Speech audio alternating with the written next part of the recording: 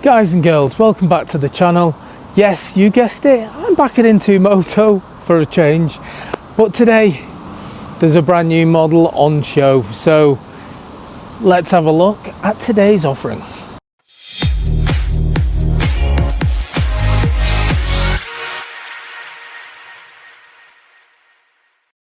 So this is today's bike. This is the Voge SR16. It's the all new model from Voge. Let's have a look round, and as normal, I'll throw some specs as we're going. Let's carry on. Let's start off with the ritual all the way around so you can see it from all angles. You might notice a couple of similarities with a couple of bikes that are out there. Now, I think a lot of these scooters, they are becoming very similar, aren't they?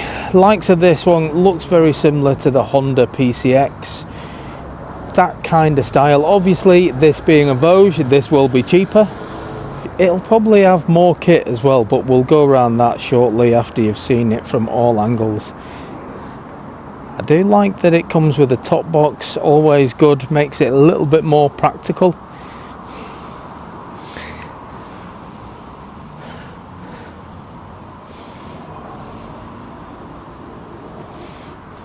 Do like the really tall windscreen as well. That should help it for the faster speeds. Speaking of which, this claims a top speed of 97 kilometers per hour or 60 miles an hour. A bike of this type needs to be able to do 60. It claims it can. Now, not that this matters too much because it's hardly an off-road machine. It is a road bike, but it does have 135 millimeters of ground clearance, so yeah, you could probably do a little bumpy road, but that'd be about it. On the front wheel, does have a 240 millimeter front disc with a 2-piston caliper, and hidden behind the exhaust there's a 220 millimeter disc with a single piston caliper. And yes, I can confirm this bike does come with ABS. Weight wise for this bike, it's 142 kilograms, so on the heavier side of a scooter, but to be fair, it's not a small scooter. It's quite a substantial size scooter for a 125cc bike. You've got the top box as well, and it looks a bit chunky, but I'll show you how easy it is to get off the center stand, because that is something that might be an issue for you. One thing I will say, taking it off this center stand like this, if you're sat on it, probably a bit easier. If you're trying to take it off like this, you are going to get a face full of screen, but it's still possible. Just do a bit of a shimmy. Easy as that to take off. And it does have the step through, so it's easy enough to get on without having to overstretch. Now I'm sat on the bike, I'm pretty much flat foot, but my legs are fully stretched. Now this only has an 800 millimeter seat height, so that for me could make you think, oh, 800 millimeters, that's really low, because it isn't the highest seat in the world. However, it's got the typical scooter seat that is so wide you're kind of outstretched a little bit, so it does appear to be taller than it actually is what I'm getting at. Now I'm sat on here, yeah, you shuffle a bit further back in the seat. I've moved into a tiptoe position now, but I feel more comfortable like this, because when you're sat at the front, you do feel like you are pretty much facing to the screen, so I do feel more comfortable sat further back. Does seem like a comfortable riding position though. Nice back up straight, bars, yeah, quite wide. But yeah, this screen, it is fairly close to you. Normally on these types of bikes, the screen feels further away. So I'm going to see how that feels when I'm on the ride, because at the moment, yeah, that is very, very close to the face. Let's carry on. Easy to put back on the center stand. Already pointed out the step through makes it very easy for getting on and off the bike. So the bike is keyless, so as long as you are close to the bike or you've got your key in your pocket, you're fine. Press the button, you've then got access to your fuel tank first of all, and this does have a 8-litre fuel tank, so a 125 with 8-litre fuel tank, not a problem. Get loads of miles out of that. Let's have a look under here. Decent amount of storage under the seat. In fact, I'm going to go and grab a helmet to see if one fits underneath. Inside Moto, loads of helmets to choose from. So yeah, I think I'll go for a smaller helmet and see if that fits in. I've opted for one of these. It's not a massive helmet, but these are usually the ones that are more likely to fit in. And yeah, absolutely no problem with that. There is a little bit of room there, but not much, so I can't see a full face helmet fitting in there. I might be wrong. In fact, do you know what, I'm going to get my steps in today. I'm going to try a full face because that fits in really easily. So if you were to buy this bike, I'm sure Andrea, who does the parts and servicing and all that stuff on reception at Moto, I'd try and get a deal on that. You never know, you might be lucky. Well padded, looks like a comfortable helmet that, but that fits in perfectly. Let's try the full face one.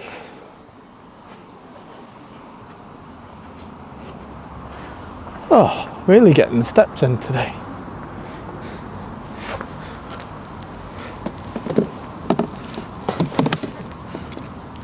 Now that has just blown my mind.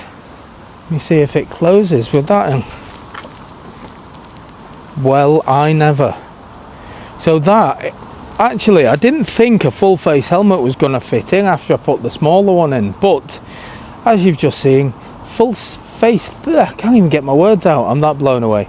Full face helmet fits perfectly under the seat, and that's not a small one. That is what have we got? That's a HJC. What size is it? That is a 2XL, so that is a big helmet and it fits under the seat perfectly. And not just that, you've got that space, but you've also got this additional space here, which will be brilliant for a toolkit or whatever else you want to fit up there. But yeah, really impressed with that. Very practical. Really impressed with that. Now we're still going around the bike, but in my excitement, because I do like to ride, especially when the weather's so warm, because it'll cool me down. I forgot to mention the price. This bike, brand new, is £2,799. So for a brand new scooter at this spec level, I think that's really good. But we'll carry on. You let me know what you think in the comments, whether you think it's a decent price. I think if you compare it against similar bikes, I think it is really good value, but I haven't ridden it yet, so I'm going to hold off on that till I have. Let's carry on looking around. The screen, for me, that's the big one. It is huge when you look at this screen. It isn't adjustable.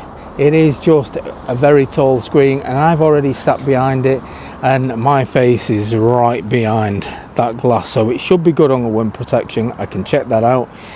What I do like is these little guards here as well, especially when it comes to the winter months.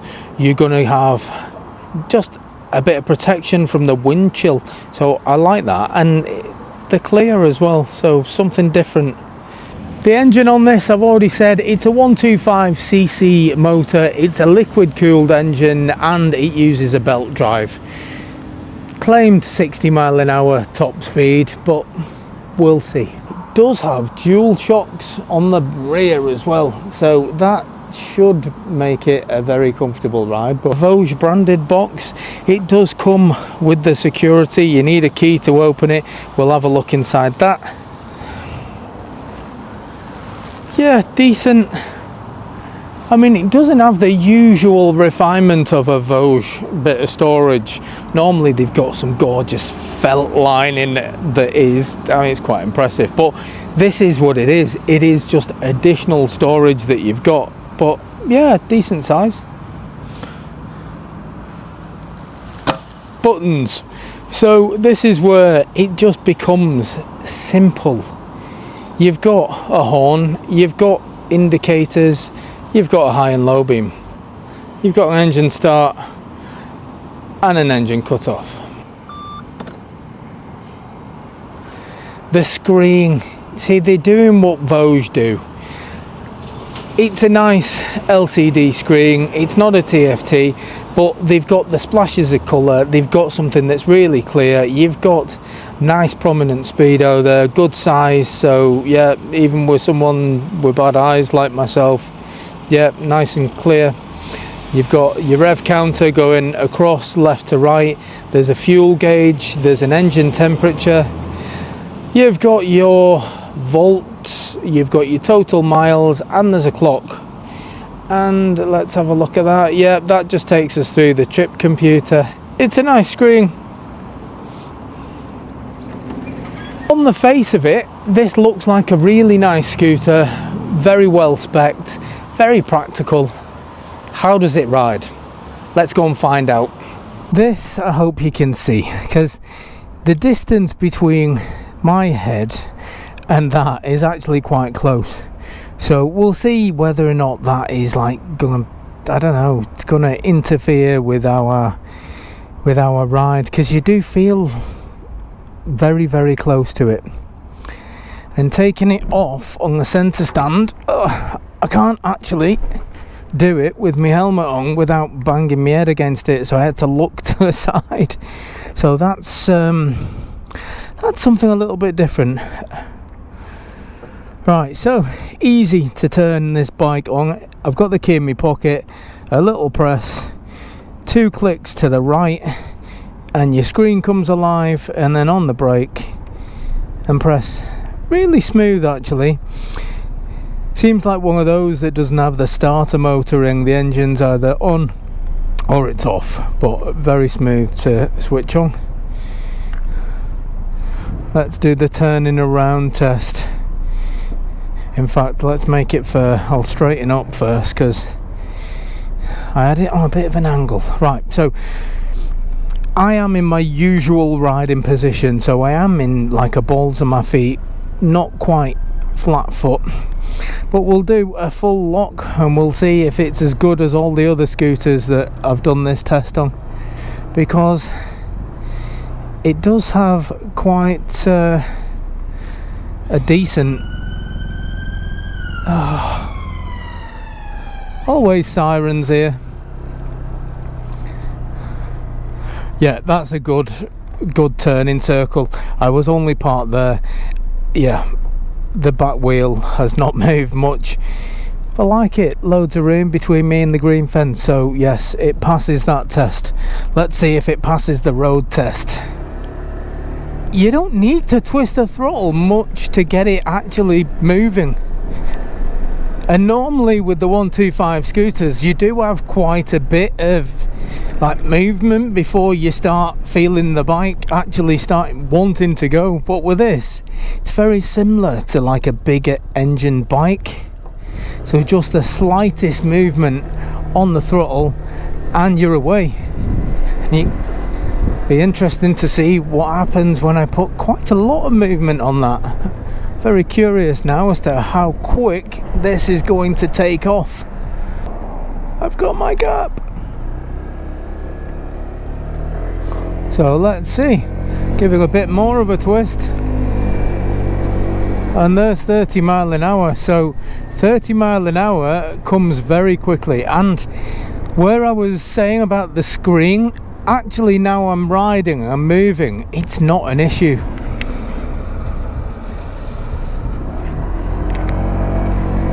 Yeah, it's not an issue at all because the glass is nice and clear. Now, I think the only issue would come for me is if the screen started getting dirty. That could be a winter problem. I don't know. It's not something I'm going to have a problem with today, but I think it could be a problem in the winter months where you're starting to get a lot of stuff flicked up at the screen. So that will be an interesting test. And because the bike is brand new to the UK market, I can't even ask you guys out there, because no one would have had one of these during the winter.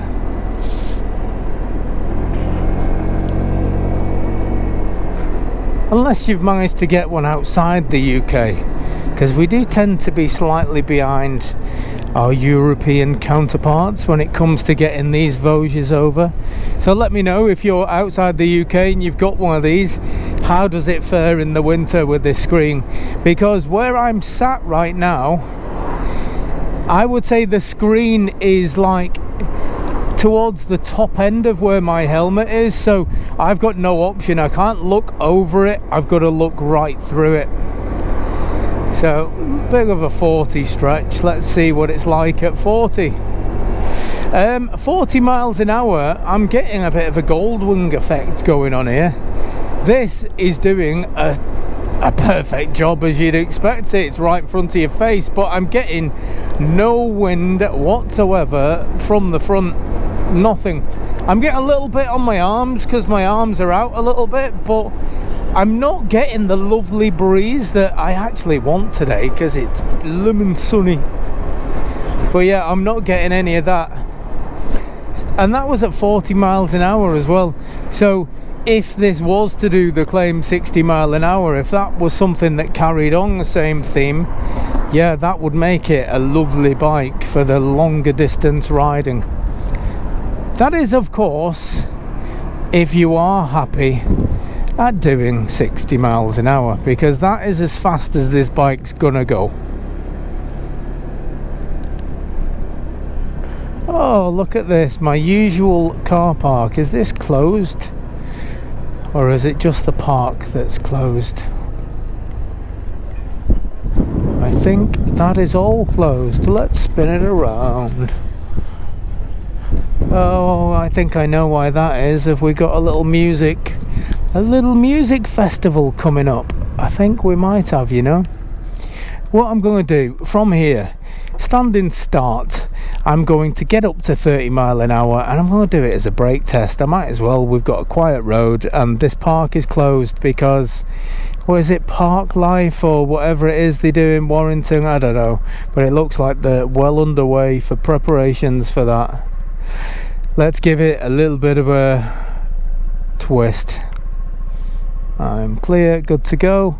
We've got a slight hill here as well, so we'll see if that actually stops me from getting to 30. I hope not, because there's a main road in front of me. No, there's 30, not a problem. And a brake test. Oh, yes. Considering this has got, well, it's very new. It's got 1 mile long, and that's only because of me. It goes well, it stops well. As I expected with the dual shocks, it's a very comfortable bike to ride. And because I am now confident in its ability to keep up with traffic, absolutely no issues pulling out of a junction when you don't have a massive space, because it gets to 30-40 mile an hour actually very quickly. So yeah, no complaints about the performance.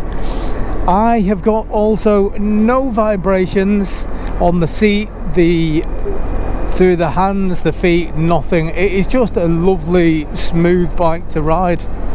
The mirrors, really good size, really practical. I can see the road behind me really easily. Yeah, quite a decent size those. Yeah, it's a nice comfortable bike to ride. I would have no issues with this whatsoever. I think from a practical point of view, what you've got with this bike is a very, very useful tool. If you're looking at a bike to get you to and from work, then yeah, it does 60 mile an hour, so you don't have to use it as just a local town bike.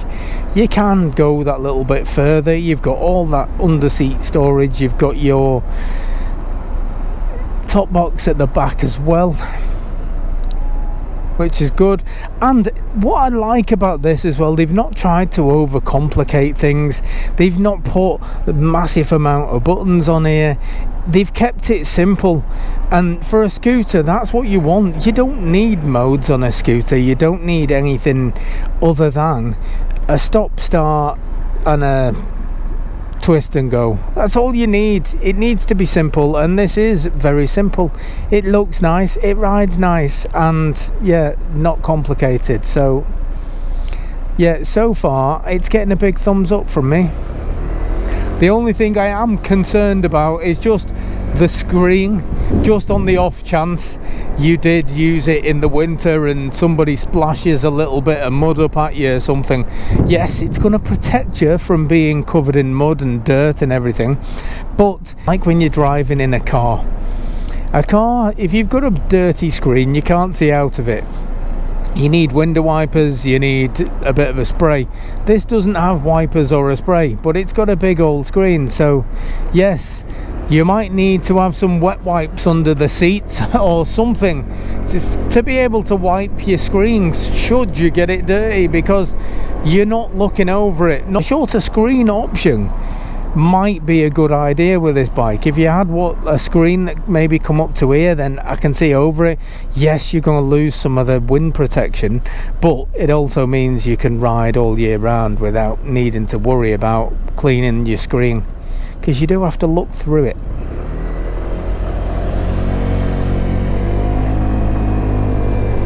Yeah, it's definitely fast enough away from the lights. Bear in mind, this bike is brand new with 0 miles on the clock, so I'm not doing the usual speed test or performance test. I'm not taking it to those kind of levels today, because it's a brand new bike and you've got to ride them carefully when they're brand new. So it is just an initial impressions ride, and my initial impressions are very positive. I really like it. It goes around the bends nicely. It's just a lovely thing to ride, and it's easy. I love the ease of riding scooters, especially through a town centre where you can just sneak through the traffic. And I'm on the cobbles outside into Moto. You can feel the lumps and bumps in the road, but it's no worse than any other bike that's on here. It's soaking up the bumps quite nicely. And going back to the performance, with it being a brand new bike, it does mean that it hasn't been run in yet. So a performance test, as pointed out by a couple of people actually, when you do a performance test, if you're doing it on a bike that hasn't been run in properly, that hasn't had its first service yet, it's not loosened up properly yet. So this bike, I would expect it to be a little bit quicker once it's been run in, but as it currently is, I think the performance is brilliant. It's nice. As far as 125 scooters go, for me it's up there with the best 125 scooters as far as performance 0 to 40 goes. Yeah, no issues with it. Just the whole general ride and experience has been a positive one. Now these bikes are brand new. There is no used ones yet because they are a new model to market. So yeah, would I recommend one? Absolutely. I would say the price is cheaper than what I would expect it would be. Certainly if you compare it to the others that are similar to it, I would say it's probably a couple of £100 cheaper than I would expect it to be. I would have thought it would have been over £3,000 if I'm being honest, but it's not. It's less than £3,000 at 2,799. So a decent price, a decent bike. Should you want it, these bikes are for sale at Into Moto. I believe there is a couple of colour options available, so I'll put a link in the description. Rather than me just telling you about them, just have a look at the website yourself if you're interested and you want to sit on one. This very bike is going to be inside Into Moto. Come down, throw your leg over it or through it, probably easier, and see how it suits you, because it feels comfortable for me. Anyway, that's going to do me. I will catch you guys on the next one. Laters.